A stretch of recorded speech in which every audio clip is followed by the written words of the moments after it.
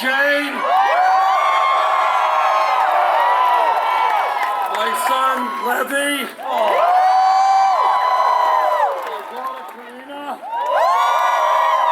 my son David, my granddaughter Ella, and my grandson Dylan. Thank you all very much.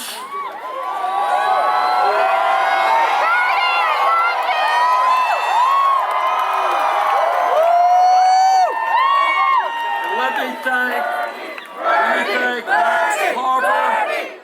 Let me thank Eration. Let me thank Josh Phillips, Mark Foster, Josh Fox, Best Coast, Shailene Woodley, local natives, a dear friend of mine, Susan Sarandon, Ozo Motley, and that young and sprite, up-and-coming actor, Dick Van Dyke.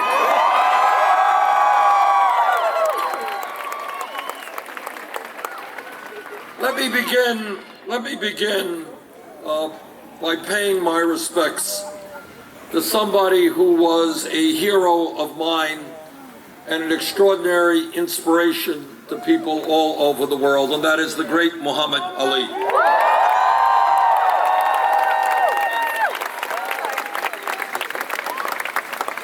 Muhammad Ali was one of the extraordinary people of our time.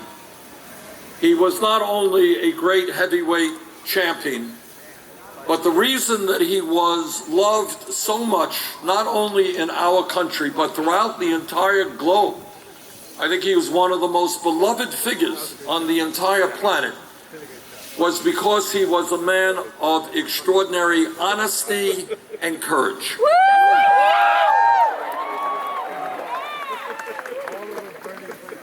To all of Donald Trump's supporters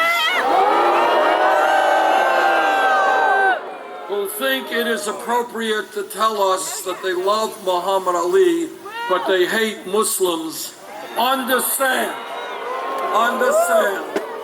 that Muhammad Ali was a very devout Muslim who took his religion very seriously.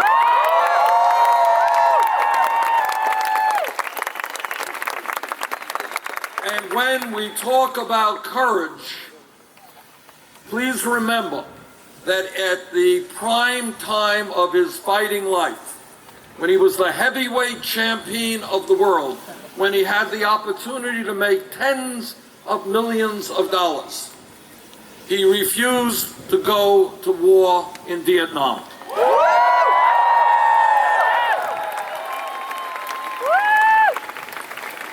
And everybody turned on him.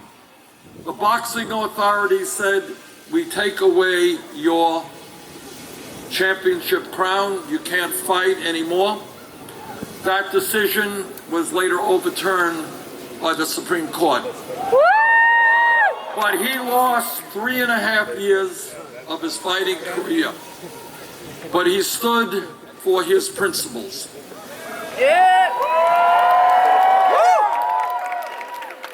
And was an inspiration to an entire generation, and in fact, future generations.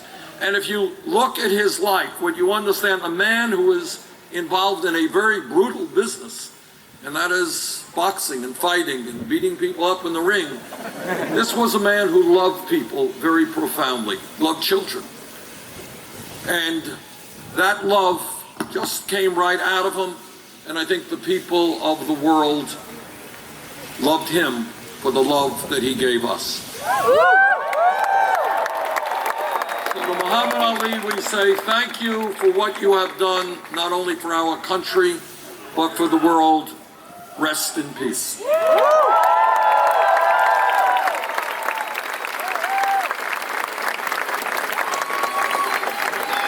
When we began this campaign a little over a year ago, the pundits and the experts said this campaign's not going anywhere.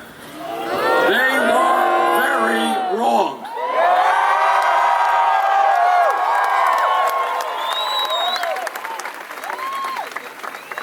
As of today, we have now won 20 state primaries and caucuses.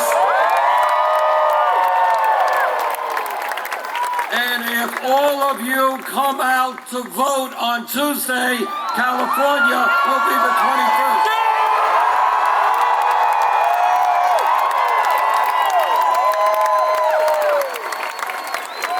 And 5 other states are up on Tuesday.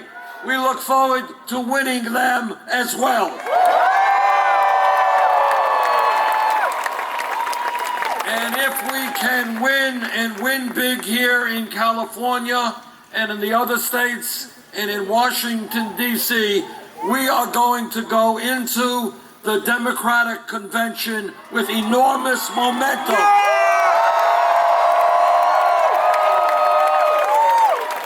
With your help, I believe we will come out with the nomination.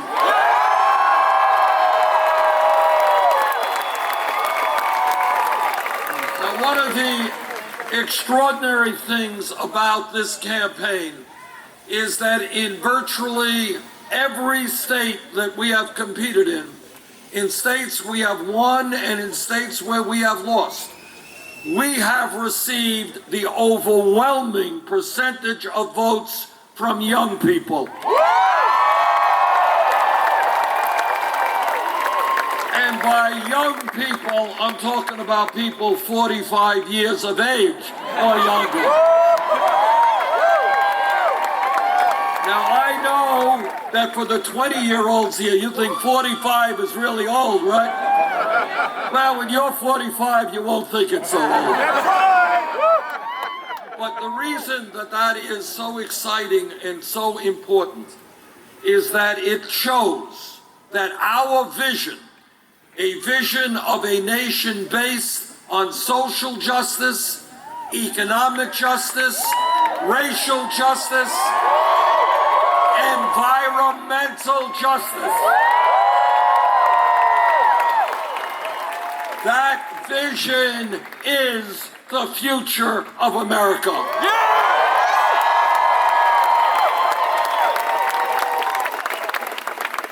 And let me be very clear to all of you, Donald Trump will not become president of the United States.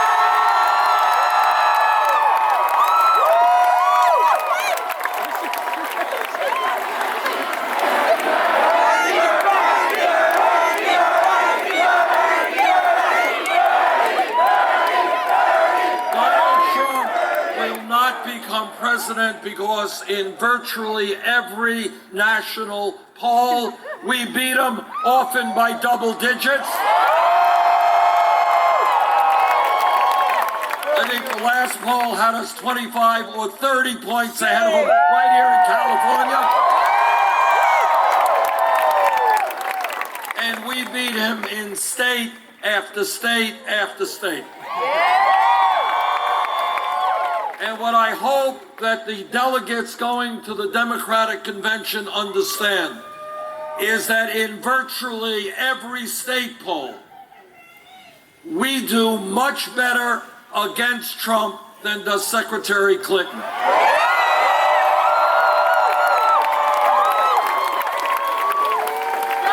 fact, in terms of the national polls, we are 10.4%. 10.4 points ahead of him. She is scarily only 1.5 points. So if the delegates to the Democratic National Convention want to make sure, and we better make sure, that we defeat Trump and defeat him badly, we are the campaign to do it.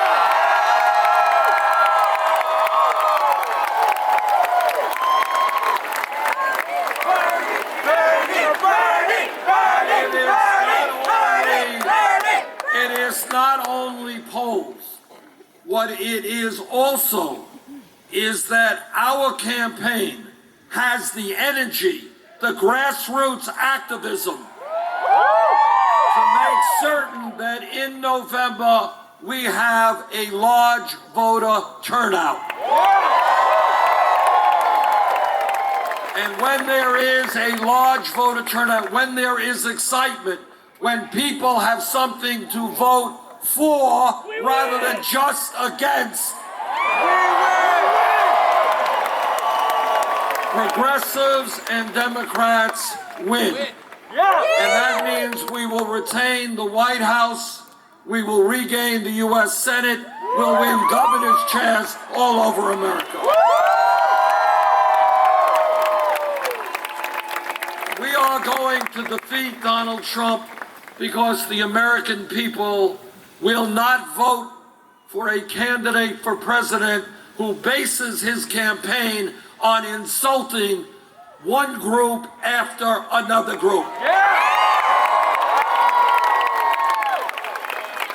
The American people will not vote for a candidate who insults Mexicans and Latinos, who insults Muslims, who insults women, who insults veterans, and who insults the African American community. Let us not forget that several years ago, Trump was one of the leaders of the so-called birther movement, which was a very ugly and vicious effort to delegitimize the first African American president in our history.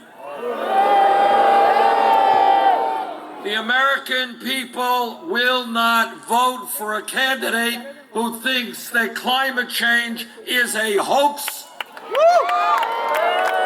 or who thinks that we should give hundreds of billions of dollars in tax breaks to the top 0.2%.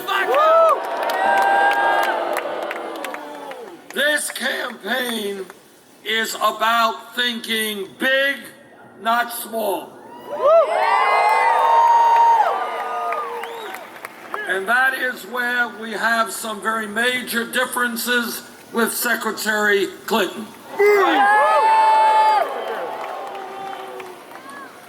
We had the option when we began this campaign to do what every other presidential campaign has done, and that is establish a super PAC. But we said no. We do not represent the interests of the billionaire class, of Wall Street, or of corporate America. We don't want their money. No super PAC for this campaign.